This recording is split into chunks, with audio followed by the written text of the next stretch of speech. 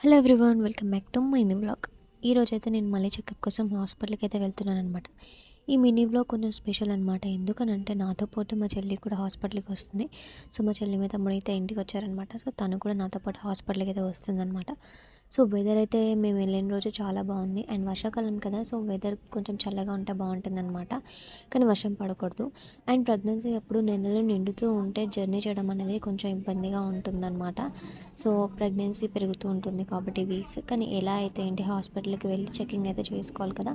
So అలా అని చెప్పేసి మేమైతే చెకప్ కోసం హాస్పిటల్కి అయితే వెళ్ళామన్నమాట. ఇంకా నా కొడుకు మా చెల్లి ఇద్దరు కలిసి క్యాంటీన్లో చిప్స్ తీసుకొని వాళ్ళైతే తింటున్నారు. సో నా కొడుక్కి వాళ్ళ పిన్ని ఉంటే చాలా, ఇంకెవరు అవసరం లేదు తను ఉంటే. ఇంకా మేమైతే ప్రెగ్నెన్సీ వాళ్ళం చాలామంది ఉన్నామని చెప్పి గవర్నమెంట్ హాస్పిటల్లో సిస్టమ్ అయితే చాలా చేంజ్ అయింది. ఎందుకంటే ప్రెగ్నెన్సీ వాళ్ళు చాలామంది వస్తున్నారు కాబట్టి. అండ్ ఫెసిలిటీస్ కూడా చాలా బాగున్నాయి. అండ్ ఇంకా క్యూ లైన్లో నిల్చొని బీపీ చెకింగ్ చేసుకొని వెయిట్ చెక్ చేసుకొని వేరే దగ్గరికి వెళ్ళేసి మన రిపోర్ట్స్ అన్నీ ఇవ్వాలి. ఆ తర్వాతకి డాక్టర్ దగ్గరికి వెళ్తే మనకి ఏంటి ప్రాబ్లం ఏంటి అనేది వాళ్ళు చూసి చెప్తారనమాట. సో వర్షాకాలం కాబట్టి చాలామంది చిన్నపిల్లల్ని కూడా హాస్పిటల్కి తీసుకురావడం జరిగిందనమాట. సో ఇది మినీ వ్లాగ్. మీకు ఈ వ్లాగ్ నచ్చినట్టయితే లైక్ చేయండి, షేర్ చేయండి, సబ్స్క్రైబ్ చేసుకోండి.